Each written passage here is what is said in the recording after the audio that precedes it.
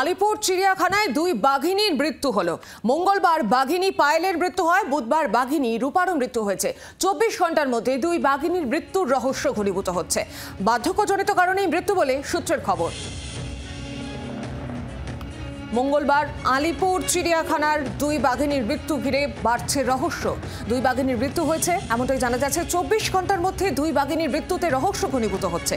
কি কারণে মৃত্যু হলো তারই বিস্তারিত জানবো। সঙ্গে রয়েছেন প্রতিনিধি অয়ন ঘোষাল। অয়ন, কি কারণে ঠিক এই দুই বাঘিনীর মৃত্যু হলো, কি জানা যাচ্ছে? এখনো পর্যন্ত রাজ্যের বন দপ্তর যা জানাচ্ছে সেটা হচ্ছে একটা বাঘের বা বাঘিনীর স্বাভাবিক যে জীবনকাল, এই দুই বাঘিনীর ক্ষেত্রেই সেই জীবনকাল অতিক্রান্ত হয়ে গিয়েছিল। এক্ষেত্রে পায়েলের বয়স প্রায় 14 বছর এবং রূপার বয়স আরো একটু বেশি। এই দুই বাঘিনী দীর্ঘদিন ধরেই এনক্লোজারের মধ্যেও তেমন ভাবে ঘোরাফেরা করছিল না। দীর্ঘদিন ধরে তাদের খাবার খেতে তীব্র অনীহা দেখা দিচ্ছিল এবং তারা ক্রমশ নিস্তেজ হয়ে পড়ছিল, মূলত বয়সের কারণে। কোইন্সিডেন্টালি দুজনের মৃত্যু হয়েছে মাত্র 24 ঘন্টার ব্যবধানে, কিন্তু তার মধ্যেও কোনো রহস্য নেই বলে চিড়িয়াখানা কর্তৃপক্ষের দাবি। ধন্যবাদ অয়ন।